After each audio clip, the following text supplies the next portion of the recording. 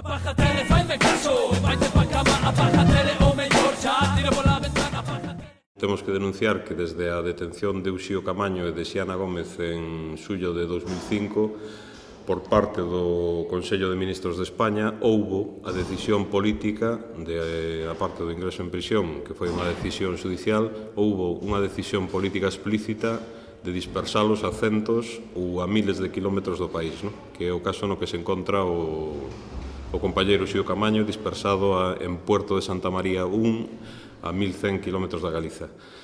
Esta decisión, dicemos, aparte de ser unha ilegalidade xurídica, porque contravén a Lei Xeral Penitenciaria, contravén varios artigos da Constitución Española e vulnera absolutamente todas as convencións internacionais que hai sobre dereitos das persoas presas. Esta vulneración, aparte de supor unha pena ilegal engadida á situación de prisións en xuízo que se prolongou durante 3 anos e 3 meses, implica tamén que para os entornos familiares, sociais, políticos dos presos, para as persoas que visitan semanalmente nas prisións, se impuso unha sangría económica que nós temos calculado para os 3 presos e a presa independentista que neste momento están encarcerados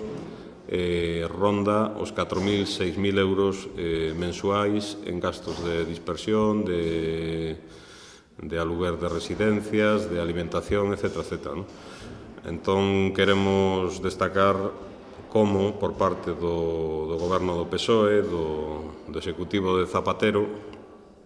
hai unha intención política moi clara de estender o castigo xa non só aos militantes que están no centro da diana da represión, senón a todo o seu entorno, sexa familiar, social, político, etc. Existen condicións para dar unha resposta a unha contestación importante a nivel nacional a este proceso, para marcar un listón moi alto a hora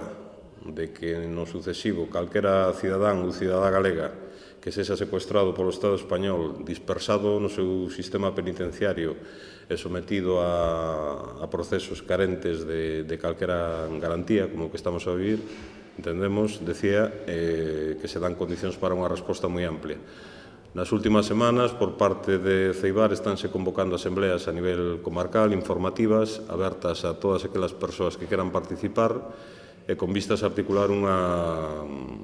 resposta significativa a este proceso. A contestación que estamos tendo até o momento é moi significativa do grado de recoñecimento social e político que merecen estas persoas. Realmente a consideración oficial de terroristas ou de delincuentes está moi pouco estendida na nosa sociedade e hai un recoñecemento claro de que tanto Uxío Camaño como Xiana Gómez son activistas políticos, son persoas que teñen unha trayectoria moi clara na defensa deste país, desde a súa militancia juvenil, sociocultural, etc., e que, por tanto, son merecedores de toda a solidaridade e de todo o apoio frente ao proceso en que está inmerso e inmersa neste momento.